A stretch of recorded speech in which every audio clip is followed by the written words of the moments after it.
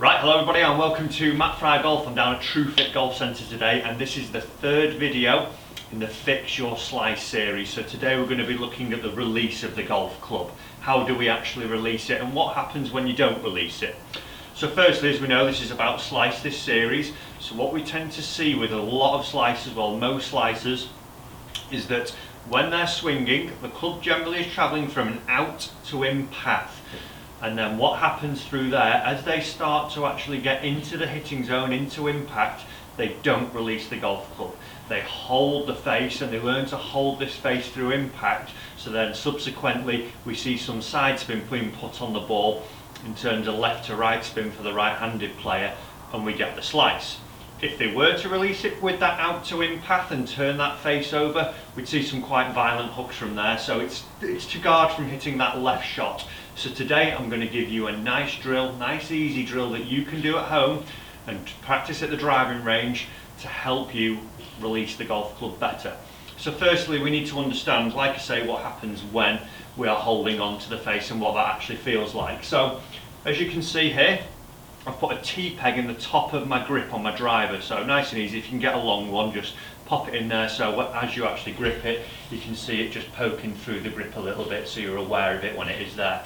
So what we would see generally when we see these this holding on and not releasing of the golf club, as the swing's made and it's coming down, what we'd see now is that the golf club face is travelling from outside the golf ball and across it, and the face is being held the whole time. So here what you'd notice is the tee is actually pointing up, back outside of the left side of my body here, being held on the whole time, and then we'd see the slice coming on. So we need to fix this. We need to start releasing the golf club better so we can hit some straighter, more consistent shots. So I'm going to give you a nice drill for that. So now you've got your T-peg in your driver. What I want you to do, and what this is going to help you do, is release the golf club better. Firstly, we're going to make a swing where we stop up at the top of our backswing, and ideally what we'd like to see is that this T-peg is pointing back out behind us now. For me, it's pointing back towards the camera. And then what you're going to do, you're going to have three positions in this now. The first one, as you swing down, I want you to stop and do this slowly and get the club parallel to the ground.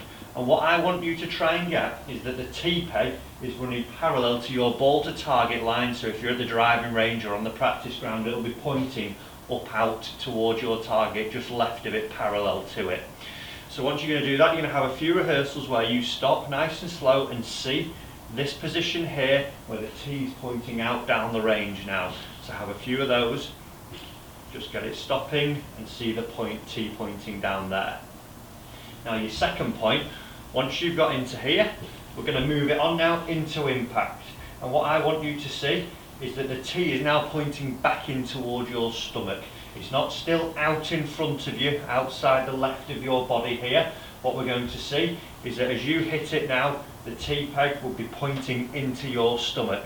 So you've got point 1, where it's pointing down the range.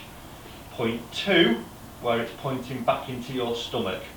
Then the third point that we're going to be looking for, we'd have the 1, 2, and then what we want to see now is when we get past the 3, we'd be turning out, and this T-peg's going to be, for me, pointing back down towards the camera. You can see from the face on view that it's pointing down this way.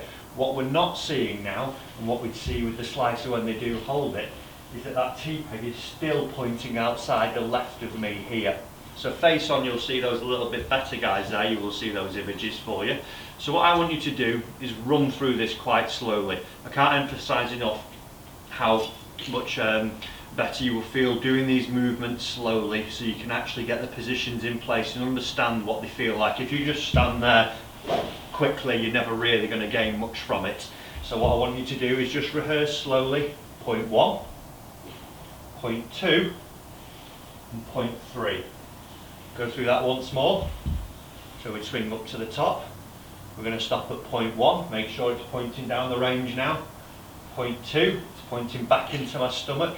And point 3, it's pointing back towards the camera or back out to your driving range bay or whatever it may be. And what you'll notice in that final part, when you've got it pointing back here, your face will actually be looking left of you now. The face of the golf club will be looking out to the left. it won't be still held with loads of loft on it looking up to the sky or outright of the target. So we'll give that a go and see how it works for me.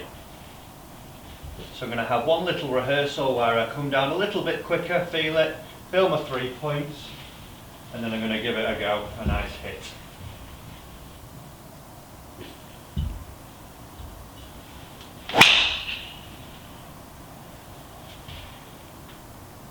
Not bad, a little draw, not my best strike in the world, but better, not seeing the slice, I was letting the club turn over there.